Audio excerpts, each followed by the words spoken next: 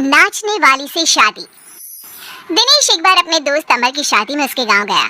दिनेश और उसके दोस्त शादी में जमकर मजे कर रहे थे। अमर की शादी में एक नाचने वाली लड़की भी आई थी जिसका नाम था अमृता। उसका नाच देखकर वो लड़की दिनेश को बहुत पसंद आ जाती है। जब वो लड़की शादी में डांस करके वहां से जाने लगती है तो दिनेश उसके पास जाता है। देखो, तुम मुझे बहुत पसंद हो, तुम बहुत अच्छा डांस करती हो। जी शुक्रिया, डांस की बात तो सही है, लेकिन आप मुझे पसंद करते हैं ये बात समझ में नहीं आई। इसमें समझना कैसा? मैं तुमसे शादी करना चाहता हूँ। हाँ, आपको पता नहीं क्या, मैं नाचने वाली हूँ और हम जैसी लड़कियों से कोई शादी नहीं करता। बहुत लड़के आते हैं तुम्हारी तरह बातें बनाने वाले, शादी के प्रपोजल्स लेकर लेकिन शादी कोई नहीं करता। कौन करेगा मुझसे शादी? मैं सच कह रहा हूँ, मैं सच में तुम्हें बहुत पसंद करता हूँ और तुमसे शादी करना चाहता हूँ। मुझे तुम्हारी बात पर बिल्कुल भरोसा नहीं।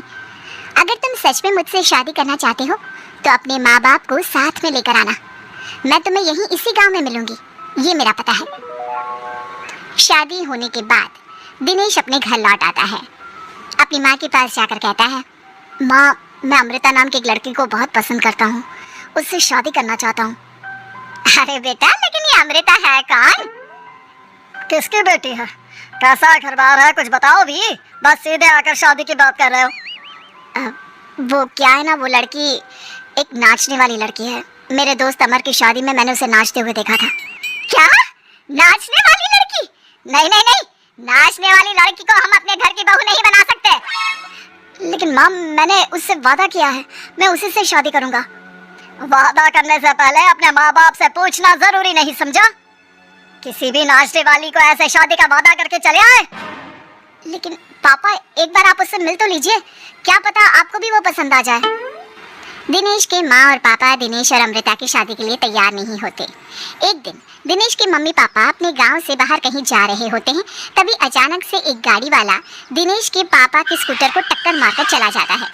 दिनेश के मम्मी और पापा दोनों सड़क पर घायल होकर गिर जाते हैं। तभी वहाँ अमृता आती है। अरे अंकल आंटी, आपको तो बहुत चोट लगी है, चलिए मैं आपको हॉस्पिटल लेकर जाती हूँ। अमृता दिनेश के मम्मी और पापा को हॉस्पिटल में एडमिट करवा देती है और उनका ख्याल रखती है। जब दिनेश हॉस्पिटल पहुंचता है, अमृता, तुम यहाँ क्या कर रही हो? तो क्या ये तुम्हारे मम्मी पापा हैं? वहाँ सड़क पर उनका एक्सीडेंट हो गया था, इसलिए मैं यहाँ हॉस्पिटल में लेकर आ गई। क्या ये वही लड़की है बेटा जो तुम्हें पसंद थी? हाँ माँ, यही तो है अमृता, जिसके बारे में मैंने आपसे बात की थी।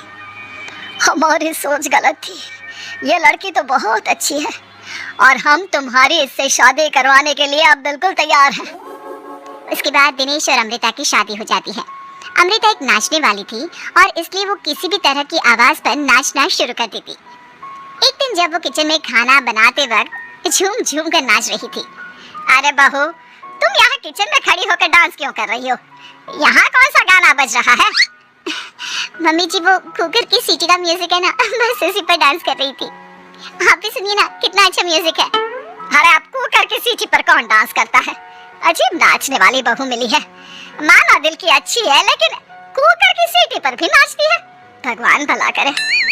कुछ दिनों बाद दिनेश के पड़ोस वाले घर में कंस्ट्रक्शन का काम चल रहा था और सारा दिन मजदूरों के हथौड़े चलाने की आवाज आती रहती। उस आवाज की वजह से अमृता घर का सारा काम छोड़कर डांस करती रहती।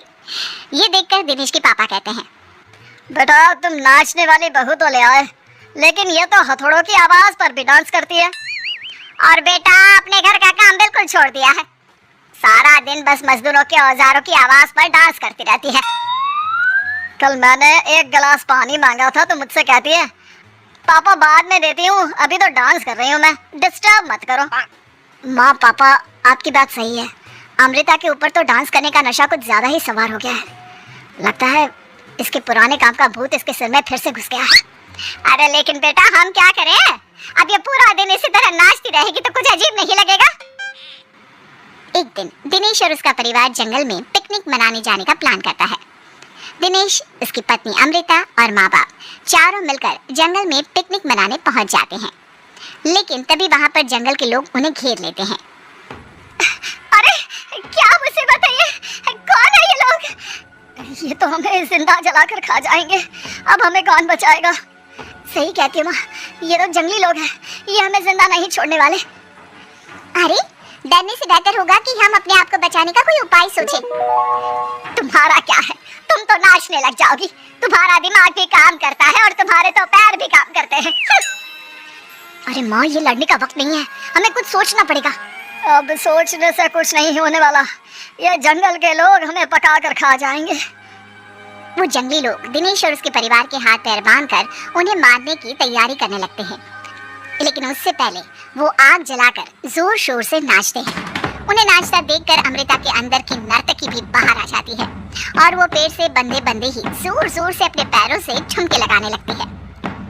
तभी एक जंगली बोल पड़ता है, लड़के, तुम यहाँ पेड़ से बंधे बंधे क्यों नाच रही हो?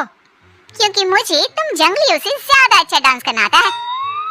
अरे जाओ जाओ, हम जितनी तेज डांस करते हैं उतना तो तुम कर ही नहीं सकती। लगा लो शर्त। अच्छा ठीक है, लगी शर्त। अगर तुमने हमसे ज्यादा अच्छा और तेज डांस किया तो हम तुम्हारे परिवार को जिंदा छोड़ देंगे, और अगर तुम हार गई तो हम तुम सबको जिंदा जलाकर खा जाएंगे। अच्छा ठीक है, मुझे तुम्हारी शर्त मंजूर है। अब बजाओ तुम्हारा जंगली ढोल, देखते हैं कौन कितना डांस करता है। वो जंगली लोग जोर जोर से ढोल बजाकर नाचना शुरू कर देते हैं। दिनेश और उसका परिवार उनके नाच की स्पीड देखकर दंग रह जाता है। अमृता भी उनके साथ बराबर से नाचने की कोशिश कर रही थी। धीरे धीरे अमृता ने अपने डांस की स्पीड को कम कर दिया। क्या हुआ, हवा निकल गई तुम्हारी? बढ़िया है हमसे जीतने वाली। बस 1 मिनट रुक जाओ, तुमको तो मैं अभी बताती हूँ। अब तक अमृता धीरे धीरे नाच रही थी ताकि वो सारे जंगली थक जाए और अमृता बाद में जोर जोर से डांस करके उन्हें हरा दे। और ऐसा ही हुआ। अमृता ने अब तेज स्पीड से नाचना शुरू कर दिया। सारे जंगली अब तक थक चुके थे। देखा, अब पता चला कौन ज्यादा अच्छा और तेज नाच सकता है। हाँ हाँ, तुम ही हमसे ज्यादा अच्छा और तेज डांस करती हो, हमने मान लिया। बहुत थक गए, बस भी करो। अरे अभी कहाँ से बस करूं? तुम कहो तो मैं दिन रात लगातार नाच सकती हूँ। हम तुम्हारे आगे हार मानते हैं, तुम अपने परिवार को लेकर यहाँ से चली जाओ। देखा माँ, आज नाचने वाली बहू ने हम सबकी जान बचा ली।